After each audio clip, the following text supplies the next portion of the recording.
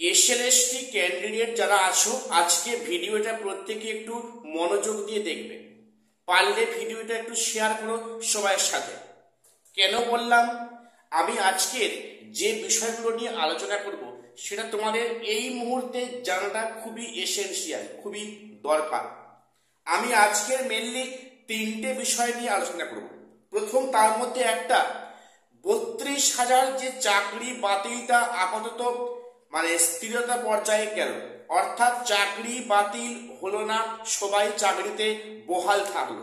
আচ্ছা, এর কোনো এফেক্ট কি এসএলএসটি ক্ষেত্রে পড়তে পারে? সম্ভাবনা আছে।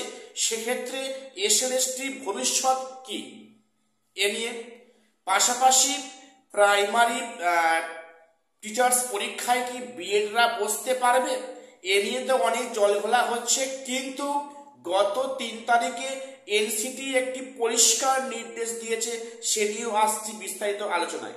পাশাপাশি বলবো, নবম দশমের ভেরিফিকেশন লিস্ট এ সপ্তাহে প্রকাশিত হচ্ছে না আগামী সপ্তাহে। তো welcome to my channel e learning with Arnab Sen. চ্যানেলটা প্রত্যেককে সাবস্ক্রাইব করে রাখবে এরকম গুরুত্বপূর্ণ আপডেট বা খবরাখবর সবার আগে পাওয়ার জন্য। প্রথম বলে রাখি, তোমরা সবাই জানো যে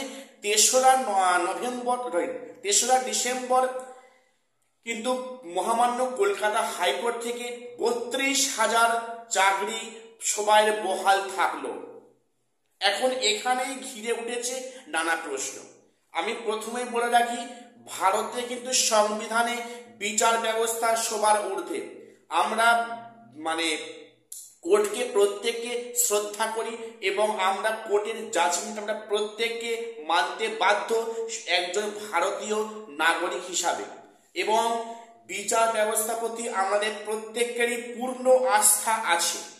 কিন্তু তা হলেও বলছি, কোথাও যেন মনে হয় যে বিচার ব্যবস্থার প্রতি আমাদের আস্থা কিন্তু ধীরে ধীরে হারিয়ে যাচ্ছে। তার উল্লেখযোগ্য উদাহরণ বিগত কয়েকটি মামলার গুরুত্বপূর্ণ জাজমেন্ট নিয়ে। দেখো, 32,000 যে প্রাইমারি টিচার্স, যেটা সিঙ্গেল বেঞ্চে মাননীয় তৎকালীন বিচারপতি অভিজিৎ গাঙ্গুলি উনি চাকরি বাতিলের পরামর্শ দেন এবং রায় বা জাজমেন্ট দেন। এবং তারপরে সেক্ষেত্রে অনেক বছর অনেক 2-1 বছর কেটে গেছে। তারপর সেটা পৌঁছায় ডিভিশন বেঞ্চে। ডিভিশন বেঞ্চে গত পরশুদিন অর্থাৎ 3 তারিখে কিন্তু পরিষ্কার দেওয়া হয়, বলা হয় যে মানবিকতার খাতিরে, অর্থাৎ হাইকোর্ট মানবিকতার খাতিরে সেই প্রত্যেককে চাকরি কিন্তু বহাল রাখলো। এখন প্রশ্ন এখানে, দেখো, এসএলএসটি ক্ষেত্রে দুর্নীতি হয়েছে, এসএসসি ক্ষেত্রে দুর্নীতি হয়েছে আমরা জানি। কিন্তু তার থেকেও বড় স্ক্যাম হয়েছে কোথায়? প্রাইমারিতে কিন্তু এর থেকেও বড় স্ক্যাম হয়েছে। এটা আমরা সবাই কম বেশি আমরা এই বিষয়ে অবগত আছি। তো সেখানে যে দেশের বিচার ব্যবস্থা 26,000 এসএলএসটি ক্যান্ডিডেটকে বাতিল করলো, সেই একই বা তার থেকে বেশি দুর্নীতির প্রমাণ থাকা সত্ত্বেও একই বিচার ব্যবস্থার আন্ডারে কোনো বিচারে সেখানে চাকরি বহাল থাকছে। এখন এখানে যেটা কোথাও মনে হচ্ছে না যে বেঞ্চ বদল হলে রায় কিংবা সেখানে সংবিধানের নিয়মকানুন পাল্টে যায়। আমরা এতদিন জানতাম যে কোর্ট বা আইন বা সংবিধান কিন্তু চোখ বন্ধ রেখে সবার জন্য ন্যায় বিচার দেয়। সেখানে আইনের কাছে কোনো আবেগ, কোনো ইমোশনের স্থান নেই। কিন্তু আমরা দেখলাম যে না, বিচার ব্যবস্থা ক্ষেত্রে কিন্তু ইমোশন বা আবেগের স্থান রয়েছে। আমি আবারও বলছি, আমরা কিন্তু প্রত্যেককে সম্মান জানাই বিচার ব্যবস্থাকে। ভারতীয় সংবিধান আমাদের শিখিয়েছে যে বিচার ব্যবস্থার প্রতি পূর্ণ আস্থা রাখতে, সেই আস্থা আমাদের প্রত্যেককেই আছে। কিন্তু কোথাও যেন সাধারণ মানুষের মনে এই বিষটা বহন হয়ে যাচ্ছে কি, যে বেঞ্চ বদল হলে বিচারপতির রায়ও বদলে যায়। এবং সেখানে শুধু তাই নয়, সেখানে একই আইনে কোথাও মানে সংবিধান মানবিক, আবার কোথাও সংবিধান অমানবিক। এই বিষয়টি আসার পর থেকে কিন্তু মানে সমাজের মানে বিভিন্ন সোশ্যাল মিডিয়ায় কিন্তু অনেক কমেন্টসের ঝড় উঠছে। আমি আবারও বলছি, বিচার ব্যবস্থার প্রতি আমাদের প্রত্যেককে আস্থা আছে এবং এর পরেও আস্থা থাকবে। তো এবারে তাহলে 26,000 যে এসএলএসটি ক্যান্ডিডেট, তাহলে তাদের কি দোষ ছিল? তার থেকে যেহেতু বেশি কারাপশন করে যেহেতু মানে প্রাইমারি টিচার্সদের ক্ষেত্রে চাকরি বহাল থাকলো, তাহলে এসএলএসটি মানে বিষয়টা কোথায় কি দোষ ছিল? সেখানে কেন মানবিক দিকটা দেখা হলো না? তাহলে তো এত মানুষের চোখের জল আমাদের দেখতে হতো না। তো যাই হোক, সেটা পরের বিষয়।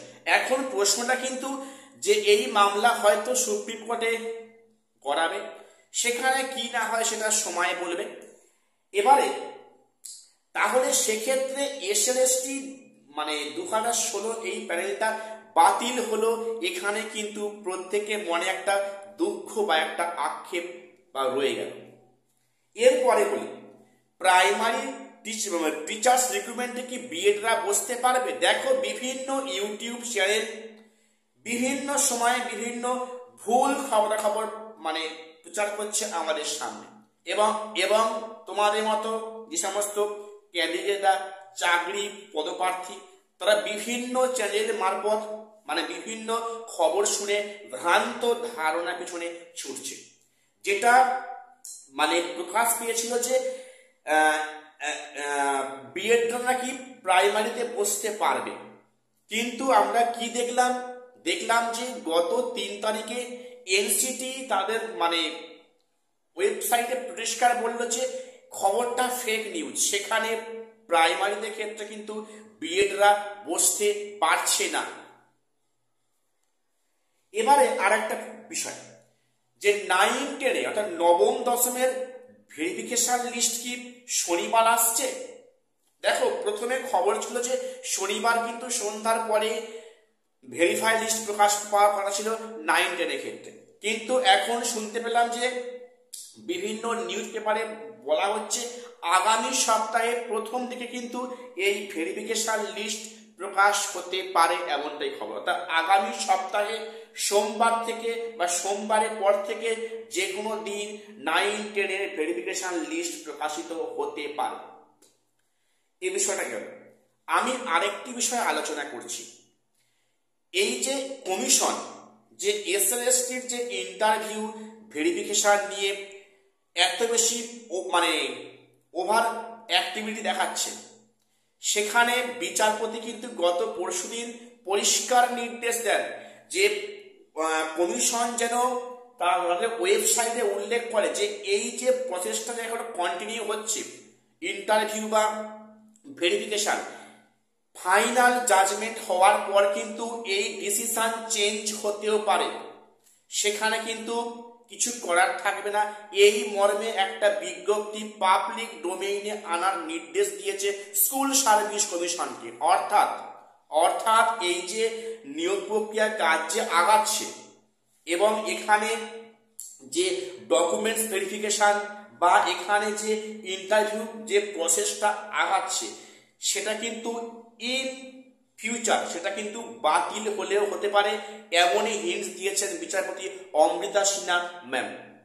তো এখন দেখার বিষয় যে ফাইনাল জাজমেন্ট কবে আসে এবং সেখানে আমরা কি পদক্ষেপ দেখতে পাই কোর্টের তরফ থেকে। আমি আবারও বলছি, আমরা প্রত্যেককে বিচার ব্যবস্থার উপরে আস্থা রাখা উচিত একজন ভারতীয় নাগরিক হিসাবে। কিন্তু তা হলেও কিন্তু আমাদের অনেক সময় মনে হয় কি যে কোর্টের বিচার ব্যবস্থা মনে হয় পক্ষপাত যুক্ত, কিন্তু কতটা নয়, এটা আমার একটা ভুল ধারণা। ঠিক আছে, কাজেই প্রত্যেককে বিচার ব্যবস্থার প্রতি আস্থা রাখুন, কেউ মনোবল হারাবে না, আর কেউ বিভিন্ন সোশ্যাল মিডিয়াতে একে অন্যের বিরুদ্ধে তোপ দাগা বা সেখানে আদালতের নামে প্রকাশ্যে গালিগালাজ এগুলো দয়া করে করবে না। এটা কিন্তু কোনো শিক্ষিত মানুষের কাজ নয়। আজকে আমার এটুকুই আপডেট দেওয়া ছিল। প্রত্যেককে চ্যানেলটা সাবস্ক্রাইব করে আমাদের পাশে থাকবে। দেখা হচ্ছে পরে কোনো ভিডিওতে।